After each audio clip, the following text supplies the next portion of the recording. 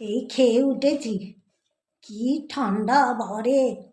আর খেয়ে উঠে ভাবছি যে এই যে এইগুলো সব সেদ্ধ করলাম রান্না করার সময়, বিনস, গাজর, ক্যাপসিকাম আর ফুলকপি ছোট ছোট করে কেটে সেদ্ধ করে রাখলাম। রাত্রিবেলা খাবো, চিড়ের পোলাও খাবো, সেটা করব বলে এই যে চিড়ে রেখেছি, ভেজাবো। চিড়েটাকে ভিজিয়ে ভেজাবো না, ধুয়ে জল ঝরিয়ে রাখবো। এটাকে ধুয়ে ভালো করে ধুয়ে নেবো, ধুয়ে নিয়ে জল ঝরিয়ে আর ওই ওপরে এই চুবড়িতে রেখে ঢাকা দিয়ে রাখবো, জলটা ঝরে যাবে। এটা রাত্রিবেলা করব চিড়ের পোলাও। আরও আছে, এই যে দরকার পড়লে এইগুলো তখন দেবো না, এগুলো কালকে করব তখন দেবো।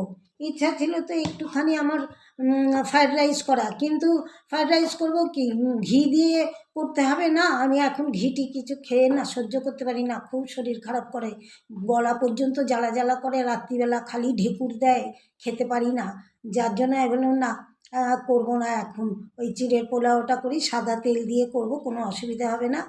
আর এই বাজারে গিয়েছিলাম, এই যে ধনে পাতা এনেছি কত, এই যে বসে বসে বাচ্ছি ধনে পাতাগুলো, নাহলে ধনে পাতাগুলো বড্ড খারাপ হয়ে যায়, নষ্ট হয়ে যায়।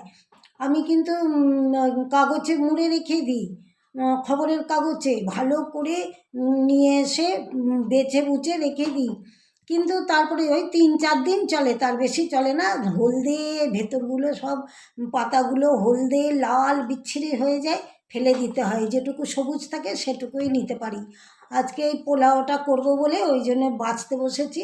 এটা তো ধনে পাতা লাগবে, সেই জন্য রাত্রির হলে আমার খুব চিন্তা হয় কি খাবো, কারণ আমি রুটি পরোটা লুচি তো খুব একটা রাত্রিবেলা খেতে পারি না, আমার গলা জ্বালা জ্বালা করে, একদম গলা পর্যন্ত জ্বালা করে, আমি খেতে পারি না ওইগুলো। ওই হয় চিড়ের পোলাও, না হলে ম্যাগি, না হলে ওই চাউমিন, হ্যাঁ এই সব আমি করে করে রাত্রিবেলা খাই।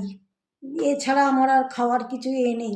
কোনো দিন মুড়ি খাই, শুকনো মুড়ি, যখন দেখি গলা খুব জ্বালা করছে, বুক টুক জ্বালা করছে, কিছু খেতে পারবো না, 2-4টে শুকনো মুড়ি খেয়ে জল খেয়ে শুয়ে পড়ি।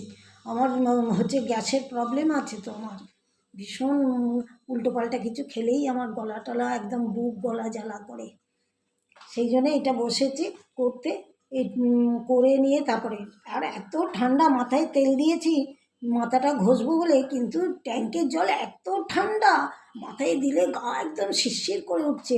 গরম জল মেশালেও ঠান্ডা, এত ঠান্ডা জল, ট্যাঙ্কের জল, গরম জল মেশালে সেই জলটাও ঠান্ডা হয়ে যায়, এমন অবস্থা। আমার কি হয়েছে কি জানি, একটু বেশি কথা বললেই গলা ধরে যাচ্ছে।